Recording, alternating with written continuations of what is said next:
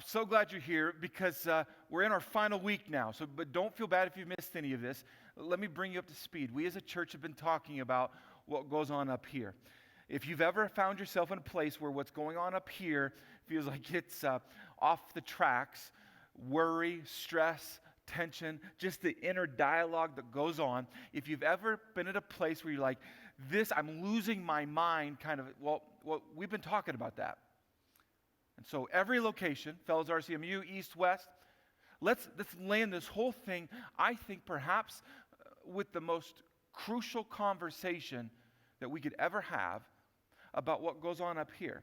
So I want to show you something that, I think it relates to all of us, but I need to explain it as I show it to you. Here, as the deer pants for streams of water, so my soul pants for you, my God. Now I want to take this slow, because this relates, and this is a big deal to you and I. As the deer pants for streams of water. This was written by a guy who, he was saying something without directly saying it. So let me explain. Now, I'm not a deer expert. In fact, some of you, you are hunters, and you might assume that because I live in South Dakota that I hunt. No. But I'm not an expert on this, but I can tell you a little bit about deer. Here's what I know is, because we'll have deer sometimes go through our yard.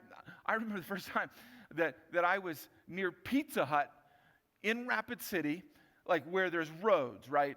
Fast cars going and lots of concrete and asphalt and buildings. And I remember seeing a buck just strolling through town.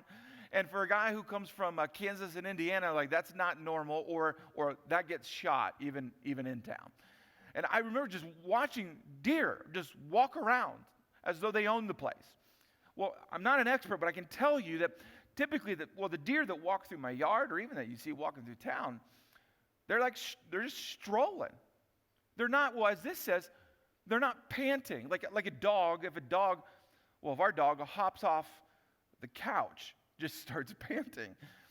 Deer have this chill to them, and they don't pant like you and I would expect them to just all the time, except, and they do pant, but in extreme circumstances.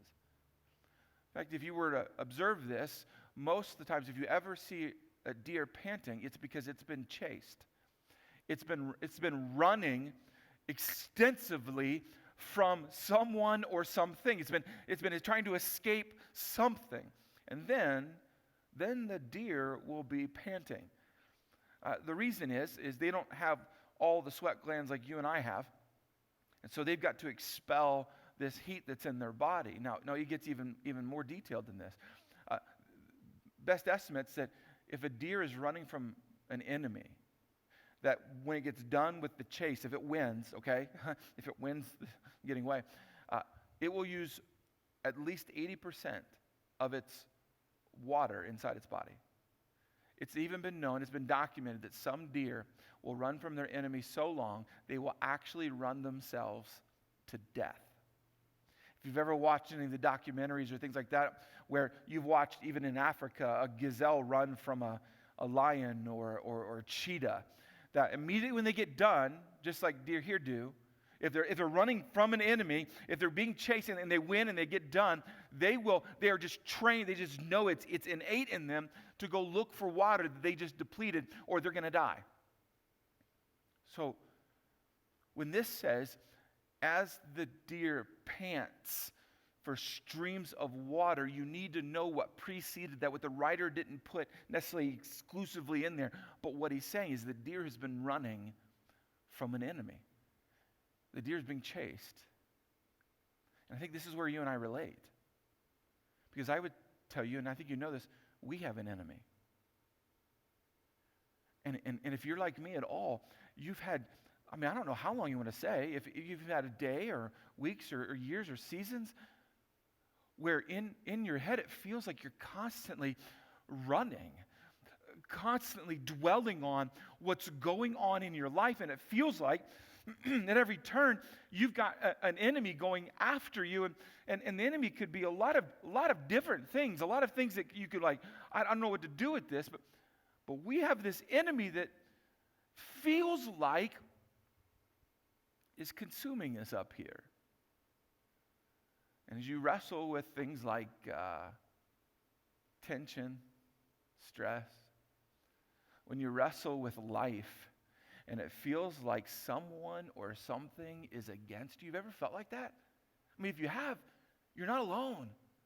Many of us think like, what's going on up here? Is this all me? Like all these thoughts or these weirdness things that be like is it just me? No, I would tell you, no, it's not just you. We have an enemy, and he's relentless.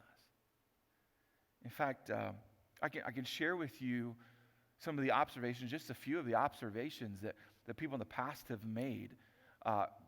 This is simple, but there's a lot. We wanted very much to come to you, and Paul tried again and again. He's talking about trying to go help people and talk to them and teach them about Jesus, but Satan prevented us. For some we're like, yeah, I know this, but no, let this land. But Satan prevented us. What he's saying is, we have an enemy, and he's got a name, Satan. I don't know what your theology is, what your thoughts are on good, evil, what's going against you, but let me just tell you something very true. You have an enemy, and he even has a name. And for thousands upon thousands of years, people have been identifying that we do actually have an enemy going after us. Let me show you just another one. They're talking, so that Satan will not outsmart us, for we are familiar with his evil schemes. I'm just giving you a glimpse, proof, I'd say. Not just proof from other people, but I think bringing it up helps you understand that there is proof that you and I have an enemy. And when I read to you, this guy's writing about this deer and he's panting. I think when you and I read it, we should relate to it. We have an enemy, and listen, and our mind is a primary target. I don't know if you've ever thought of that. I know many times you bringing up the devil or Satan or whatever you call him, or just evil in general. Most of like, yep, I know there's evil in the world and it's kind of going against us, but I think you ought to look at it more specifically. I think you ought to look at it more like, okay, what am I really wrestling with? And you have an enemy, I have an enemy, and I would say one of his primary targets is your mind. Have you ever wrestled with when you get a diagnosis, or if you'll get a diagnosis from a doctor that you don't want? Have you ever wrestled with when you look at the future and there's all this uncertainty and how's it going to play out? If you've ever parented and as your kids grow up and they become a bit more independent and you begin to release them in different or let them be a part of different things and they're not under your watch all the time. Have you ever been married and have these thoughts like, is that person being faithful? Or at work, am I going to keep my job? And a lot of that is worry, is it not? Right? Do you ever wonder sometimes if there's an enemy actually planting seeds of worry in your mind? I would say, if you want to know my opinion, is I believe so. I don't believe he's the only culprit, but I think he's the main culprit. That our mind is a primary target of Satan himself, and worry is one of the ways he goes about. Let me give you just a real life example here. There was a study done about worry, because I don't know if you've ever wondered, like, okay, if you're a worry person, like you're like, yeah, that's what I do, and it's normal to you, it's like custom to you, and then there's others like, no, I don't worry at all. And I don't know if you've ever done like inventory on what you've been worrying about. How did it play out? Well, there's a study that did this where they brought in a whole crew of people, and they said, all right, you're having these thoughts about what could happen, what might happen. We want you to write it down over a long season of time, and then not only do that, but not write down, but also what happened. So they were supposed to identify, here's what I'm worrying about, here's what I'm scared about, here's what I'm afraid about, and write it up. And then when the event or whatever would play out or this or that, they would have to write down, well, here's what really happened or didn't happen. And what's interesting was when they gathered all the information, it's incredibly telling for you and I regarding worry. I'm going to tell you what happened, and you may not like it. 85% of the imagined misfortunes never happened. Just for a second, stay here. They just gathered a group of people, in essence at random, had them document what they were worrying about, and then document, did what you were worrying about, did that play out? And 85% of them were like, yeah, like, it was completely a waste of mental space. Now, some of you, oh, I know you. You're like, David, I'm in the 15%. Oh, interesting. Many of us are like, yeah, but what I'm worrying about, I am certain, yeah, this is going to play out. So what they did is they got into the weeds of the 15%. And what I can tell you about the 15%, well, 79% of the 15%, they said, well, actually what played out wasn't near as bad as what I thought would, and actually I learned a lesson that I really needed to learn. And if you aren't good at math, that then puts all the numbers, and here's what it says. 97% of our worries, according to the people who did the study, are a form of punishment because they are completely unnecessary to worry about. Just for a second, press this into your life and say, what if 97% of the worries you've ever worried were actually a form of punishment sparked by your enemy? Just a thought. I think it's just a thought to wrestle with.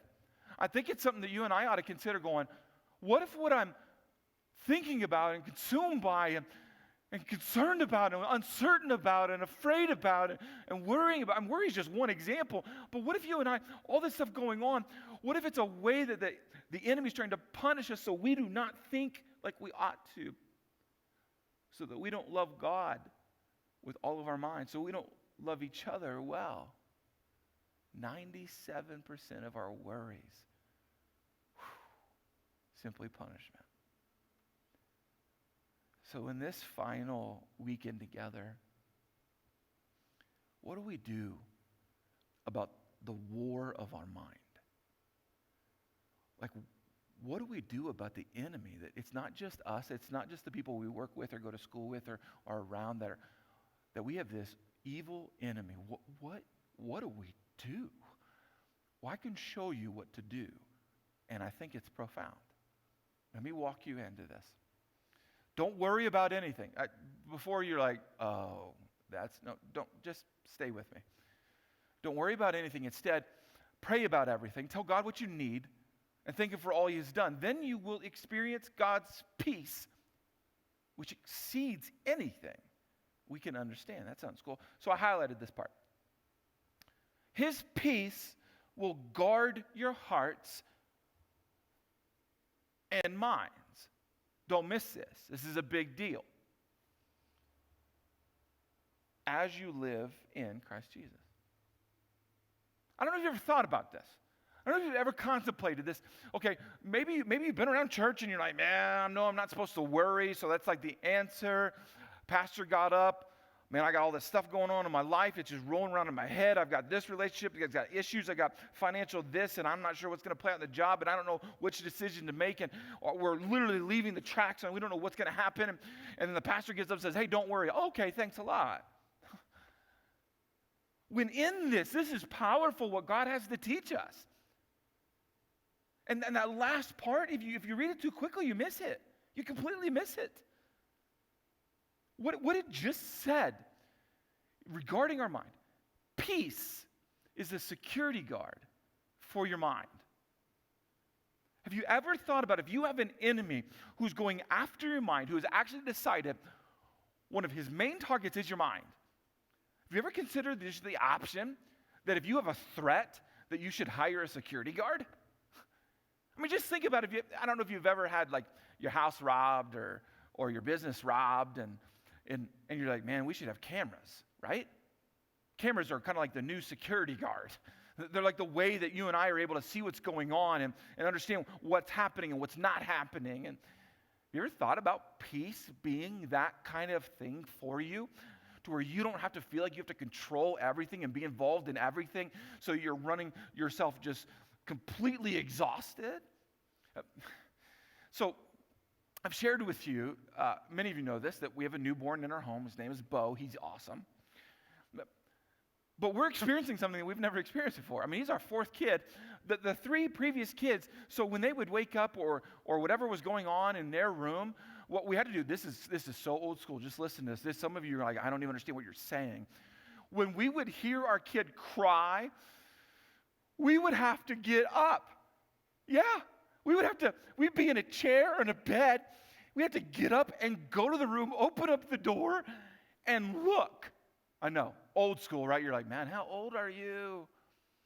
Well, with Bo, thanks to technology, we're able to have a camera in his room to where it's like, hey, I think I heard something. I just pull my phone out, look, I'm like, oh, it's all good. For those of you who think, yeah, I don't need that.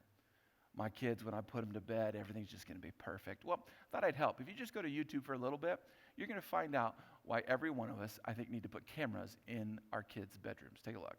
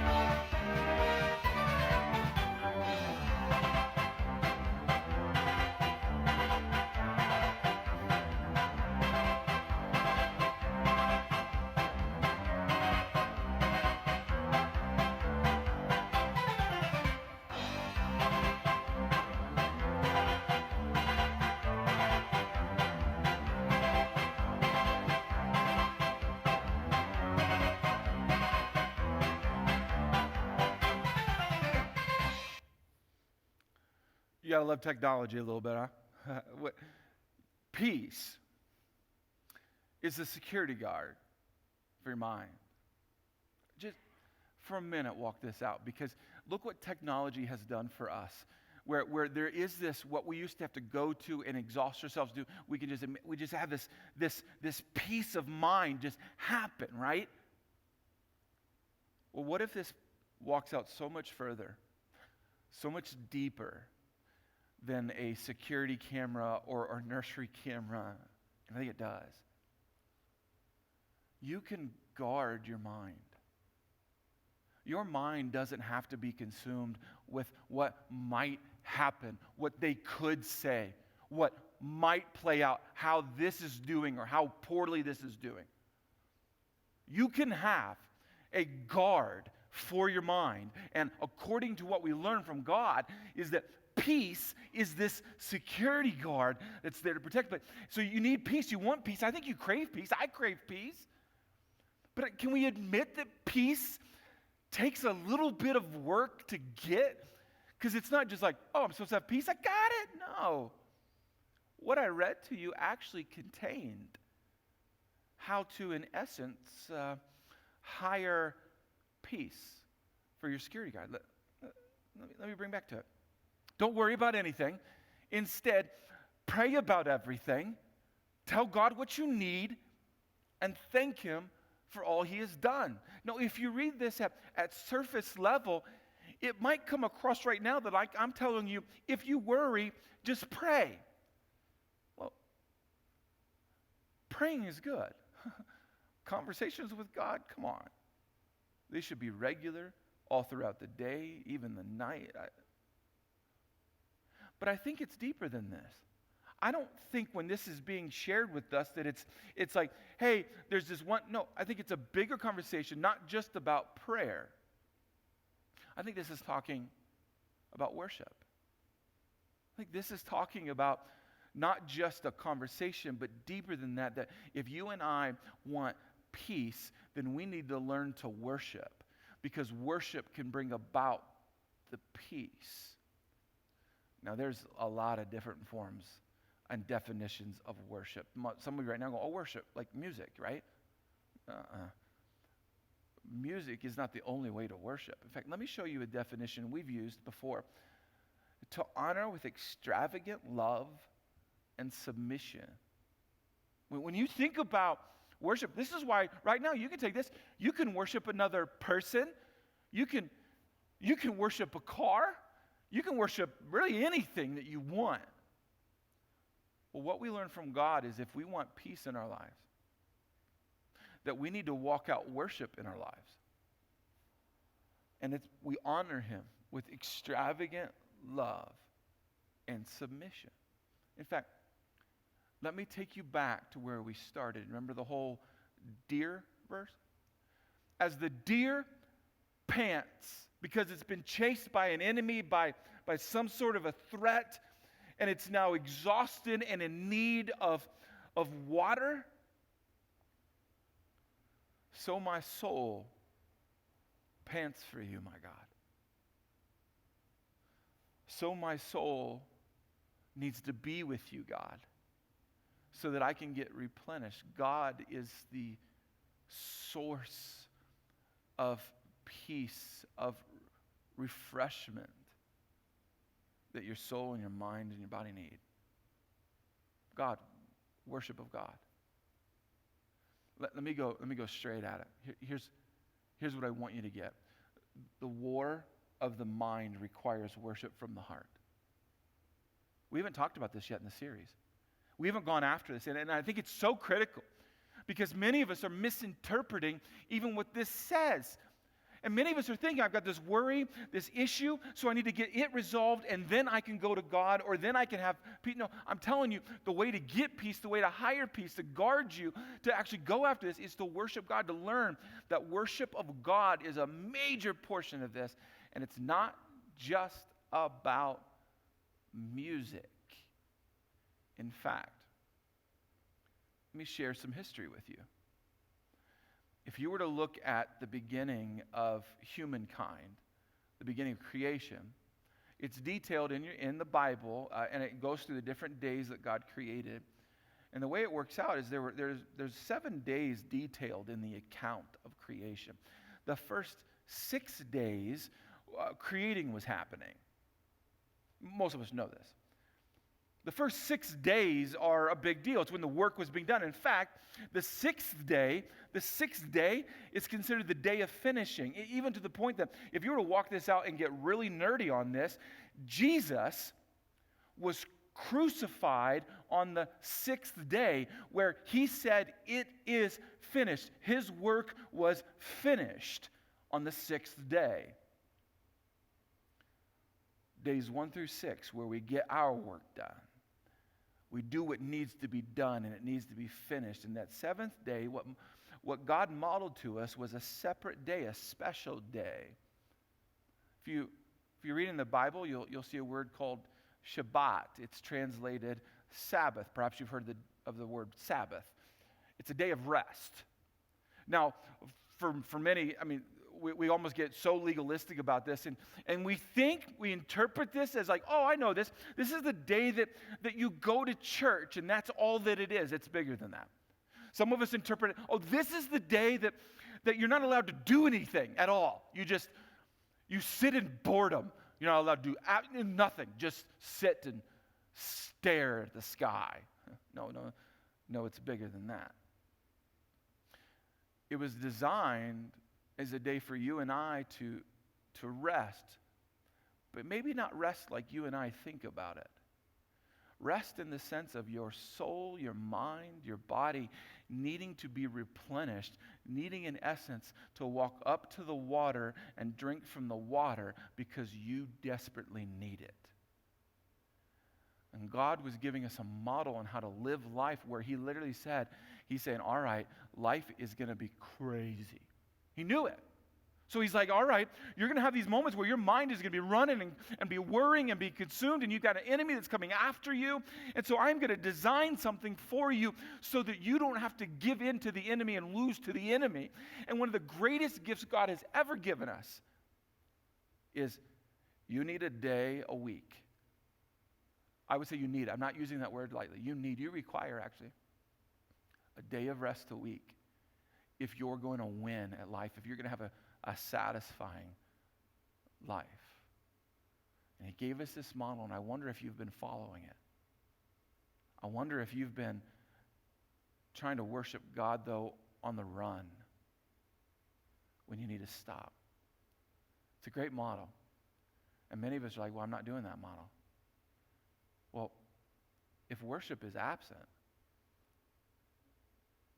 peace will be absent. I'm going back to what I think I believe strongly what you want. I believe strongly you want that.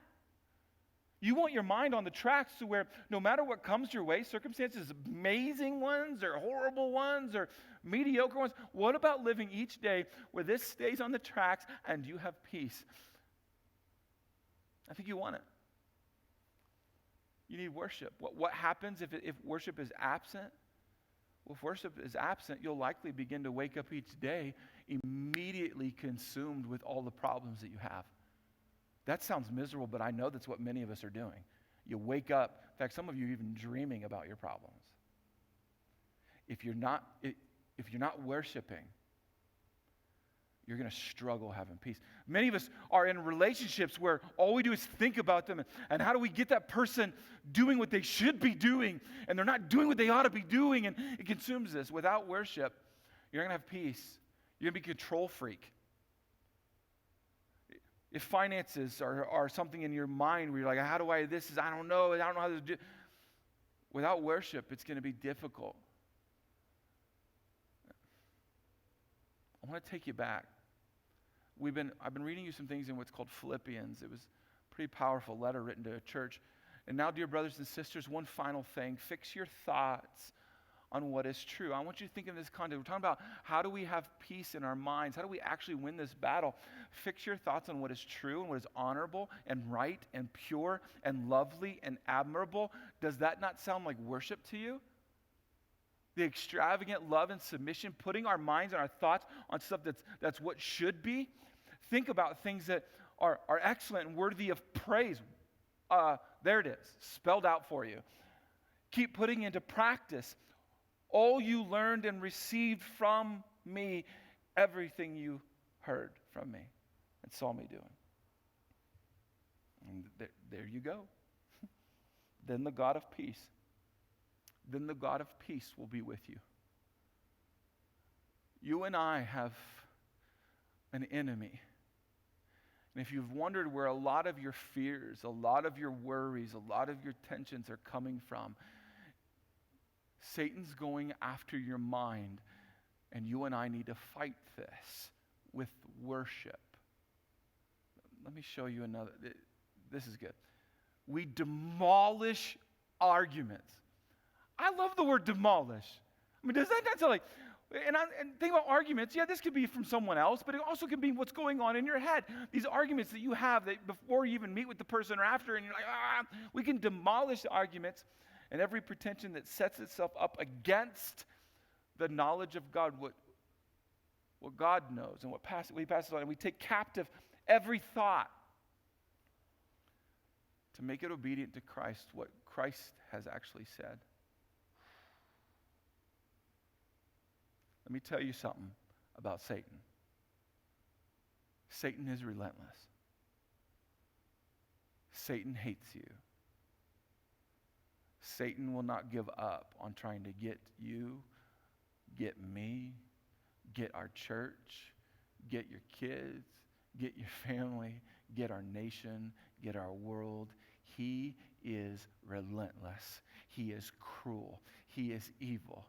He is the worst of the worst. So, if our enemy is relentless, our worship should be relentless. You ever think about that? Our worship should be relentless. And for many of us, that is not the description of our worship. For many of us, we are random with our worship. We are up and down, roller coaster-like with our worship. And we need to be relentless. It's partially, yes, we gather together. If you want to know why we even gather like this, is because you need it and I need it. Our minds need it. We need to dwell on and praise God. We need to have peace guarding our minds, and the way to do that is to worship. So it should be relentless. But it's not just gathering together, singing songs. It's bigger. Our worship should be relentless. How often are you talking to God? Are you journaling? Are you literally saying, God, I want to talk to you about something. I'm going to write it down. Sometimes it's not saying anything.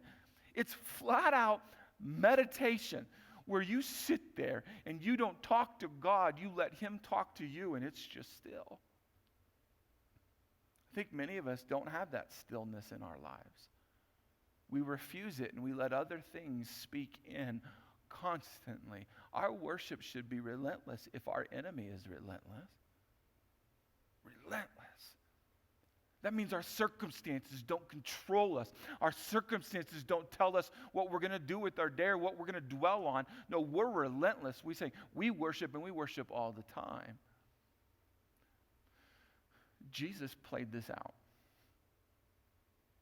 Jesus, right before he was about to be arrested and then beaten near to death and then tortured and crucified, and then all in that whole process taking on your sin and my sin on his shoulders. Just think about all that would be going through his mind as what's about to play out. Just think about his circumstances where we all would say, okay, my life is not anything like that. Do you know what Jesus did right before all of that craziness and horrific treatment of him? You know what happened right before that? What they did? Many of us were they complaining about the circumstances? Was like, this is so not fair. This shouldn't happen. I'm not getting what I deserve. Do you know what Jesus did with his disciples? I can show you. When they had sung a hymn, they went out to the Mount of Olives. If you don't know your history, when they went out to the Mount of Olives, that's what then began to trigger all of the events of what would happen to Jesus. And he knew that was going to trigger it all. What they did before that was profound to me. They sung a hymn. They worshiped. What have you been doing to guard your mind? What have you been doing to have peace in your life? Have you been relentless about it? If you aren't, I'm going to suggest that you're going to struggle having peace, and you're going to struggle keeping this on the tracks. Worship. It can happen in many different forms. In fact, here in a little bit, your location pastor's going to come up and talk to you about even a plan that we have to help. Okay, a way to even help you walk this out to where you can actually begin to have relentless worship in your life. We've got a plan. We want to help. We want to walk with you, literally add value to you. Okay, but before we do that, I want to pray. I want to go to God, because I think many of us have maybe a bit of a confession time to have with God, going, I've worshiped you, but not relentlessly. It's been random. And also, some of us, I think, just need to flat out make a commitment. Say, God, I'm gonna begin worshiping you relentlessly, because I want to fight this enemy and win. Okay? Let me pray. God, I thank you for this conversation. There are many conversations that have a lot of weight, and I think this one in particular has a ton of weight and so much potential for us. God, I pray for everyone who's been willing to listen and lean into this. God, we want to love you with all of our mind. So Lord, we ask for your help to fight this enemy. We ask you for peace that will guard our minds. Lord, I think many of us right now want to just commit to you. Commit that we're gonna worship you relentlessly. We're going to surround ourselves with moments and options to just love you and submit to you extravagantly as an act of worship. So God, I thank you for the peace that you are going to grant to many of us, with a peace that we won't even understand, but a peace that we will feel and embrace. God, thank you for these truths that mean so much to us. We love you so much. We pray this in your name. Amen.